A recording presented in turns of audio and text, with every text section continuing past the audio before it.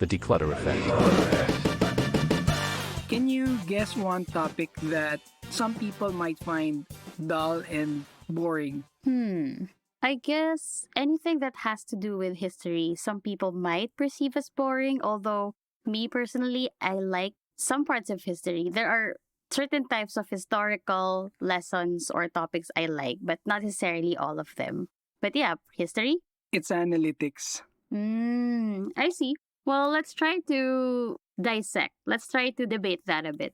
Though some people might find analytics dull, but they're an essential part of understanding and succeeding in the digital realm. I guess that stems from people's general disdain for math or numbers in general, or the reluctance to be just a number or a statistic. But if you can actually look past that, analytics provides valuable insight into your audience, like their preferences, or if you're in digital marketing, how they engage with your content. It's like what my dad used to say to me: math is pure and doesn't lie.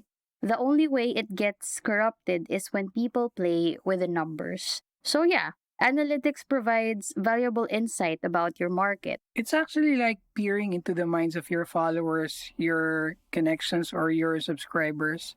So the question is, why is it important to go look at the data and the numbers?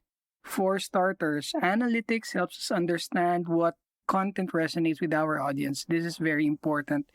By actually analyzing data such as views, likes, or even shares, we can see which videos are hitting and which ones are falling flat.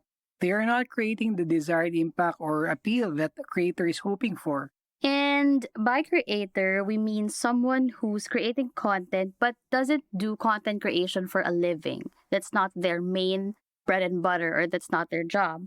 But these are usually the small business owners, solo entrepreneurs, coaches, professionals, or just people who want to build a personal brand. And it's not just about the views.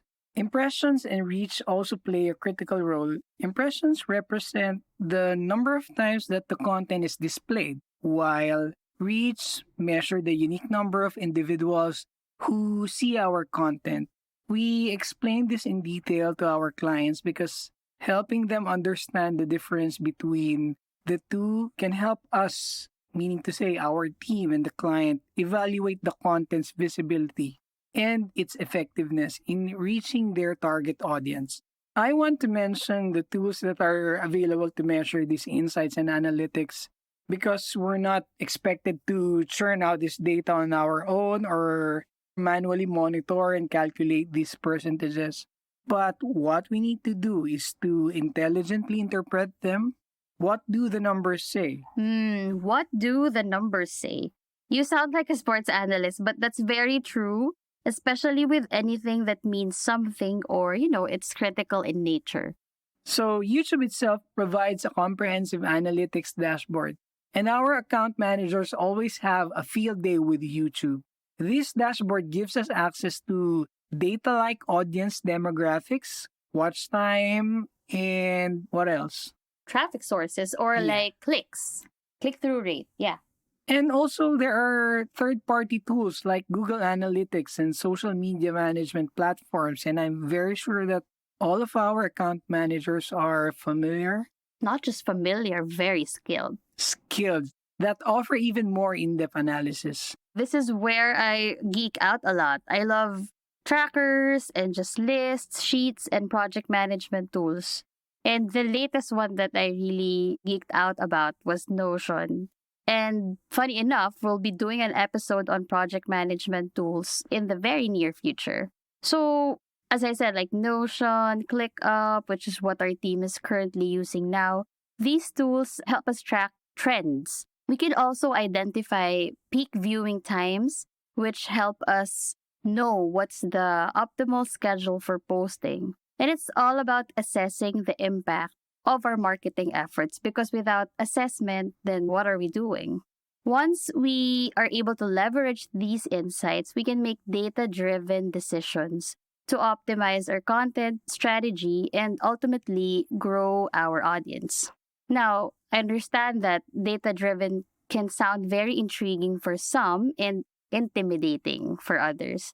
That's the duality and polarizing reaction. And it's very natural since anything that has to do with digital marketing is rarely ever in the middle. There's no like soft middle when it comes to digital marketing. It's either you blaze it or you're slow about it. Having said that, let's address the big question. Mm-hmm. Can you still survive today's marketing landscape without caring about analytics? That's a very loaded question, Carl. Tough to ask because in today's highly competitive digital landscape, understanding your audience and their preferences is crucial and can even be the game changer in your marketing campaign. Yep. Ignoring analytics is like flying blind. Or, like throwing 1,000 nets, hoping to catch a few fish. So the effort that you put in isn't comparable to the results that you're getting. Analytics empower us to refine our content strategy so that we're not gambling with our content. We can tailor our messaging and adapt to the digital landscape that's always evolving and it's always trend conscious, changes here and there, evolving. It never sleeps, never ends. And if you're willing to take your analytics seriously, you can identify new opportunities and spot potential areas of improvement to ultimately maximize your reach and your impact. So if analytics bore you to death, once you start digging into the numbers, I think you'll appreciate more how it impacts not just your marketing but even your entire business model, since you'll be peeking into the demographics and even to some extent the psychographics of your target audience. Thanks for listening to the Declutter Effect. We hope you find this discussion on analytics enlightening and inspiring. If you haven't already, make sure to subscribe to our podcast so you never miss an episode.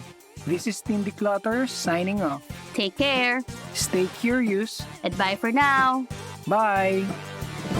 The Declutter Effect.